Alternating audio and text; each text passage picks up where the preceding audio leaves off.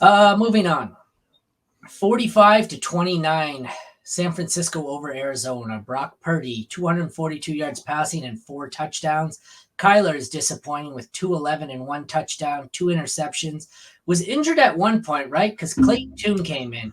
Was that just to run a certain play, or was it? I think it Oh, was. Like, he had something going on. Was it a groin injury or something? He was walking funny on the sidelines.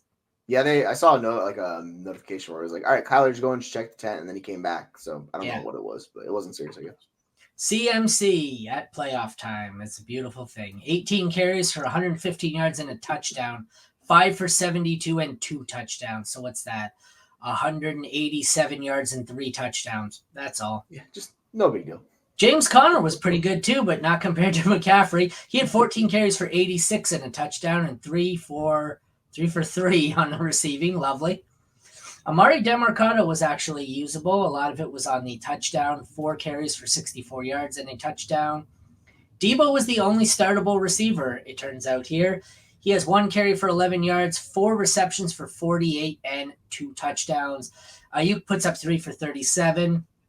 The best stat line on the Cardinals was 1 carry for 5 yards and 2 receptions for 15 from Greg Dortch. Did Hollywood not play, or did he just not do anything? Yeah, he got injured. It was not good for him. He went in injured. Yeah, he went in injured, re-injured himself. Oh yeah, 32% of snaps, so he did play. Just take my lineups. Don't play Hollywood next week. The tight ends. Kittle was okay, 2 for 54. Trey McBride was awesome. He is my tight end 1 right now in Dynasty. I have him at 1 and Laporta at 2. He is 10 for 102. He did put 26 points without a touchdown that Eli Higgins stole from him. 4 for 44 and a touchdown. Otherwise, McBride might be the tight end 1 on the week. Yeah. Both kickers were decent. 10 points for Moody, 1 for 1 on field goals, 6 for 6 on extra points. 14 points for Prater, who goes 3 for 3 on field goals and 2 for 2 on extra points, but he hit from 40 and from 50.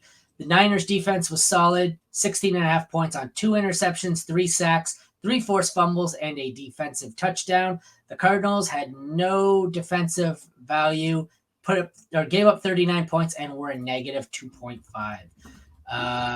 I don't know if there's anything you can take away from this other than start James Conner and avoid every other Cardinal, basically.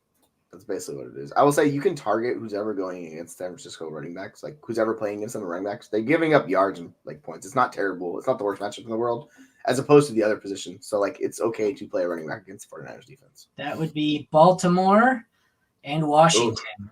Never mind. I don't know which. Yeah, scratch that. Never mind. Never mind. We don't even know who the start. Yeah, I think Melvin Gordon is playing. Mitchell looked explosive yesterday until his knee exploded, and then it's Brian Robinson. If Brian Robinson's back, I'll play him, but I don't really want to fire up Gibson in this, so never mind. Yeah. We'll pass. It's rough. Like these offenses are consolidated. You know what's going to happen. Sometimes if one of the guys super pops off, like McCaffrey hurts the other guys, but like I know we all love Ayuk, but Debo's just been better this year than Ayuk for fantasy, and his role continues to be good. So like I'm going to trust Debo over Ayuk, and he gets better usage. So is what it is. You know, it's funny. Okay. So Debo's wide receiver 12, Ayuk's wide receiver 14, which means next year Ayuk's going to be drafted higher than Debo. Because whoever finishes higher gets drafted lower the following year.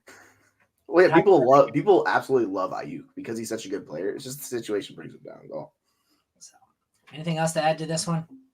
No, I mean we know it is. Kittle. Purdy's a stud. Like, I would solid catch for Kittle. That was like 37 yards. That's a really shitty day. Yeah, it's rough for him sometimes. It's just part of that offense. Same thing with Ayuk. Like these guys get brought. If they're on other teams, they would be the focal point of the offenses. McBride's incredible. Sexy. It's absurd, man. Holy I've been preaching this. I've been preaching this for 2 months. I'm like, dude, McBride's the guy. Like of all the tight ends, McBride's the guy you want.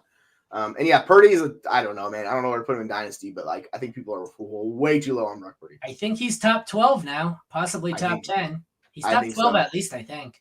Yeah, like 100%. And you could probably still get him at a cheaper price than that. Wow.